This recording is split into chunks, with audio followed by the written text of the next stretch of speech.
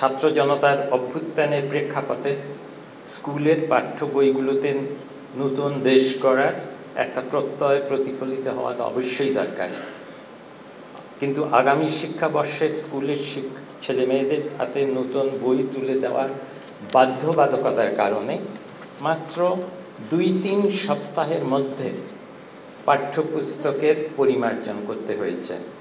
তাতে হয়তো কিছু ভুলভ্রান্তি থেকে যাবে।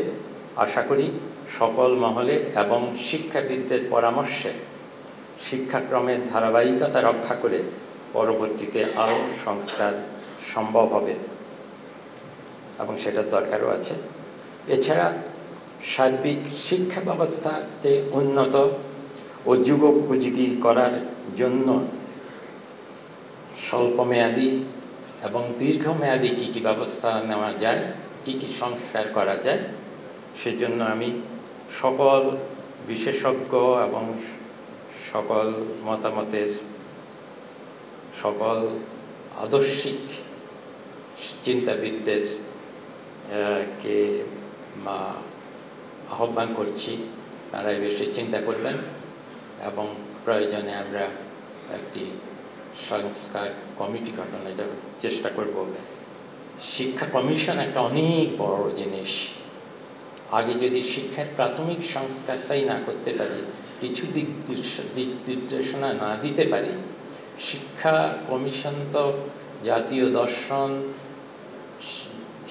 জাতীয় যে অর্থনৈতিক উন্নয়নের কথা চিন্তা করলে সবগুলোর সাথে জড়িত। সেটা হয়তো আগামীতে যে নির্বাচিত সরকার আসবে, যাদের জনসমর্থন থাকবে, তারাই সেরকম একটা শিক্ষা ব্যবস্থা, হয়তো পূর্ণাঙ্গ শিক্ষা ব্যবস্থার কথা চিন্তা করতে পারবে। পরিশেষে একটি মন্তব্য করব। যেহেতু আমি বিশ্ববিদ্যালয় অঙ্গনেই সময় কাটিয়েছি সবচেয়ে বেশি,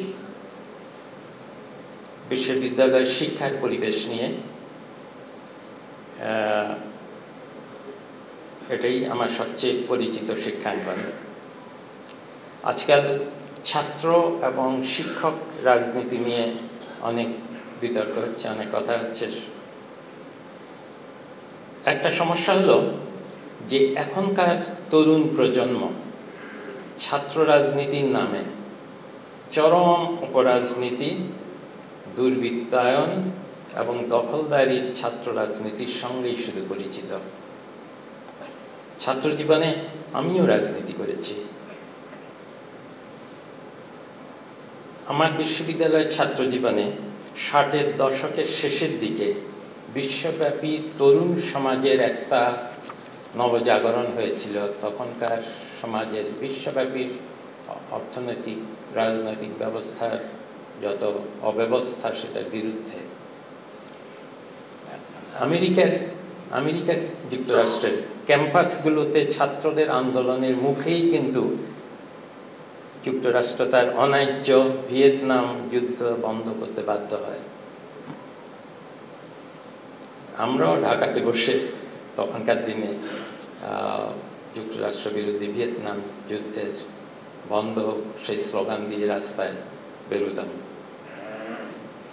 আমাদের 52-এর, 69-এর, 90-এর ছাত্র আন্দোলনের গৌরবময় ঐতিহ্য আছে। মুক্তিযুদ্ধ ছাত্রদের বড় অংশগ্রহণ ছিল। সর্বশেষ আমরা দেখলাম আমাদের ছাত্র জনতার এই ঐতিহাসিক অভ্যুত্থান, যার প্রেক্ষাপটে এই অন্তর্বর্তী সরকার গঠিত হয়েছে।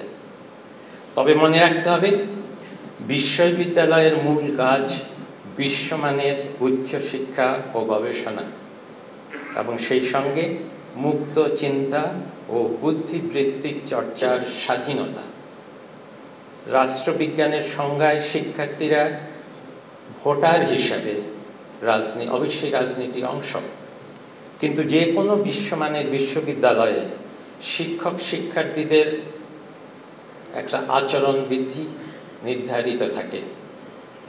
আমাদের বিশ্ববিদ্যালয়গুলো তো, আমি আশা করব, নিজেদের ছাত্র শিক্ষকদের নিজেদের প্রজ্ঞা দিয়ে এবং পরিস্থিতির বিবেচনায় তাদের নিজস্ব আচরণবিধি তৈরি করতে পারবেন। আজকে যারা এই বছরের শ্রেষ্ঠ শিক্ষক হিসাবে পুরস্কৃত হলেন তাদের আন্তরিক অভিনন্দন জানাই এবং তাদের মাধ্যমে আমরা সমগ্র শিক্ষক সমাজের প্রতি সম্মান জানাই। আপনারা অনেকে অনেক কষ্ট স্বীকার করে এই অনুষ্ঠানে যোগ দিতে এসেছেন, বৃষ্টি উপেক্ষা করে, এবং এসেছেন বলেই অনুষ্ঠানটি সফল হতে পেরেছে। আপনাদের সবাইকে ধন্যবাদ ও শুভেচ্ছা। আমার জন্য দোয়া করবেন যেন আমি কিছু আপনাদের জন্য করতে পারি। ভালো থাকুন।